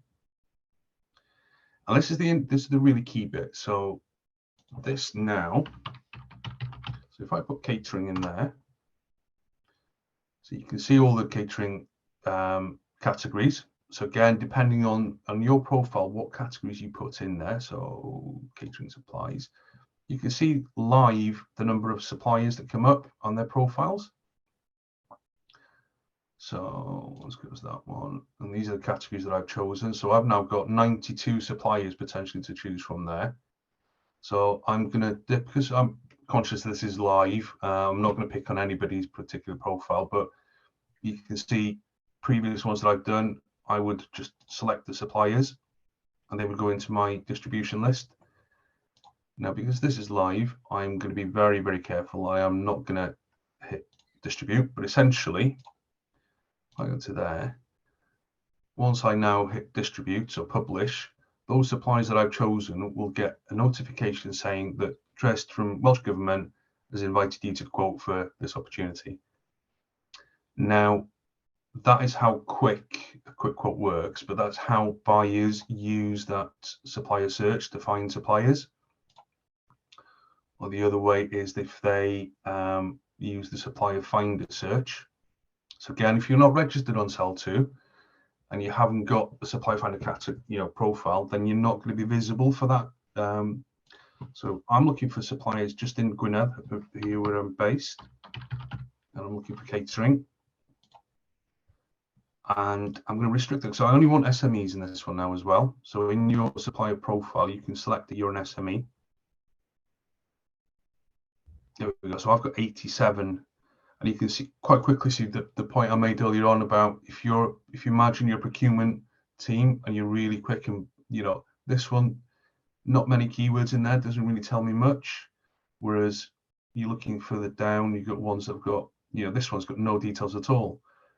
So again, that description I mentioned earlier on can make a real impact on here in terms of standing out.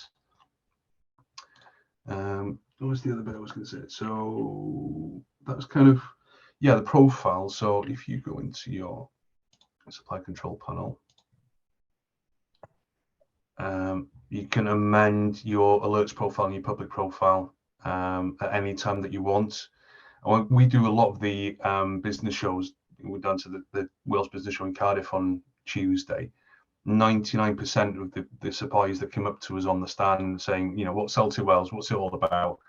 Or I'm getting either no alerts or I'm getting alerts of everything that's not relevant to me. And we say, right, have you got an active supplier finder profile? Have you updated your profile recently? Well, no. Well, that'll be why then. The other bit that's worth mentioning as well is the help and resource section. So there's a help and resource for suppliers section in there. And here and there you'll find some really useful info as well. So we've got, Sell2 Wales, what it's all about. There's a link, as Paul mentioned earlier on, to the public sector procurement and the pipeline. That'll be in your help and resources section there. There's a link to the Business Wales tendering service as well. We do a lot of work. We've done a lot of work over the last 3 to 4 years, particularly around this foundational economy and breaking down those barriers. As Ellen mentioned earlier on, it's tier 1 to tier 2, 3, and 4.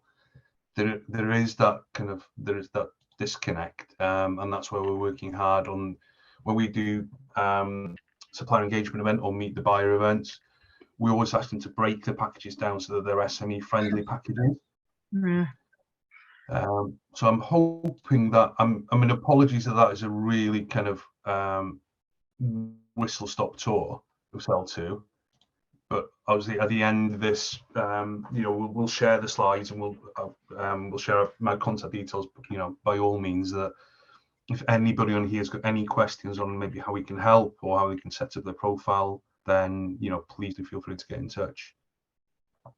Thanks. Really helpful. And I can see one question in the chat for you there. Is there a way to filter for under 25k contracts? I should have mentioned that. Apologies. Quick quotes are exactly that. So that anything under 25k is done by direct quick quotes. So 25k or above to threshold, those are advertised as site notices. So 25k or below, that's how they're done. So you wouldn't be able to filter and search for QQs because they're sent directly out from the buyers to the suppliers. Brilliant. Thanks. That's a great answer. Thanks. It was really useful to have the live demo and to see how it works in real terms. Really interesting. Thank you. as we've got as planned a little bit of time just left at the end now, so I've just been checking through the chat just to pick up any questions that we didn't do earlier. So please feel free to keep posting questions in the chat as we go on now. But I can see there were a couple of questions earlier for Paul and Christy. If you're happy to pick up on those both. The first one I picked up was where procurement is not following the Wales procurement policy statement, is there anything we can do?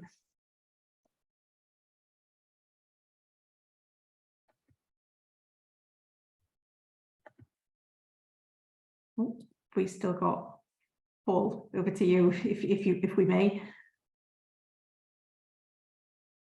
We can't hear you, Paul. Sorry, Paul. Yeah, we still can't hear you. No, sorry, No. but Paul, we still can't hear you, mate. I think he had posted a response in the chat. I can't Thank you, Christy. find it now. There's so much information in the chat now. I'm And we will struggling to download the find chat. it.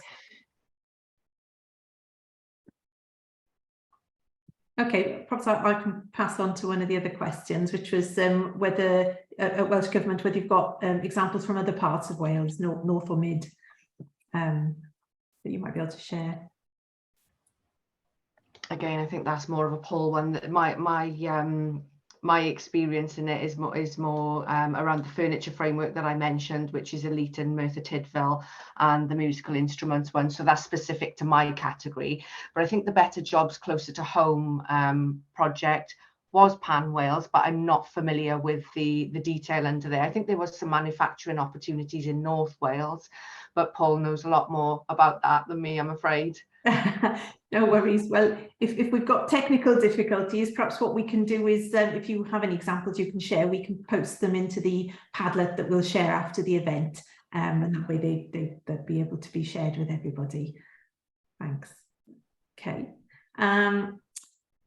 So one last question from us, I think, at Compass. Sort of having listened to the event today, as Paul sort of commented and suggested at the beginning, if you feel that a follow-up workshop where we have perhaps a more in-depth look at practically how to get started with tendering for contracts would be something that you would like us to see us running, then if you can give us a yes or a thumbs up in the chat just to kind of express interest, then we can assess whether that's something that would be good for us to get together with again later in the year. So that'd be wonderful, but to have your feedback. Great, I can see a few yeses popping in already. Wonderful. Okay, well, I'll just sort of allow people a little bit of time just to pop a yes maybe or no, however you feel about that. While I just say a huge thank you to all the speakers that we've had today, Paul and Christy from Welsh Government, Andrea from Elite, Ellen from Greenstream, and Tristan, last but definitely not least, from Welsh Government. Thank you to everybody. And as we said at the beginning, after the event, we will share a link to this Padlet, which will be the resource where you will have contact details, the recording from today. Hopefully we can download the chat too, and yeah, a copy of today's recording. So thank you so much to everybody for taking your time and participating this morning, for asking your questions and giving us feedback in the chat. Thank you, everybody. Jude, could I ask a question quickly or make a comment just before everybody leaves? We've spoken today about collaboration and collaborative working between social enterprises. And the one thing that we continuously come up against that people are concerned about is that legal document or, you know, a memorandum of understanding between everybody, so that when you go into collaborative agreement, there's often the case that someone will need to lead. But, you know, for whoever's leading, that's quite risky, you know, and so you need some kind of document and due diligence between everybody. And I think it may be beneficial for Compass to do something around that, because it comes up time and time again. And I think the only way that we're going to achieve these larger contracts is by collaboration. Yeah, that's a really useful comment. Thanks, Andrea. And I think that's something that Elizabeth and I can take back to our business consultant team to see what resources we have and what we could look at to help with that. Thank you. It's really helpful. Great, thanks. Yeah, we could certainly look at doing like a session, a All Wales session, if that's useful, with how to approach consortia. I know Esther, our colleague, has done a session on consortia for Carmarthenshire and West Wales areas. So we could either look at something regional or something pan Wales, how that could be approached, just to like get everyone's ideas and increase awareness, like you said, of that memorandum of understanding and how it can work better. If that's going to just chip away at those barriers, then that's maybe a good starting point. It again, if that's something people want to do, just put a thumbs up in the chat, be useful to know. So like a hands-on approach to consortia, that kind of thing, and that's something we can put on. Thank you, and thank you all of you. Thanks, Elizabeth. And yeah, thanks, and nice to see all of you this morning. Thanks, Jude. Thanks all. Thanks, guys.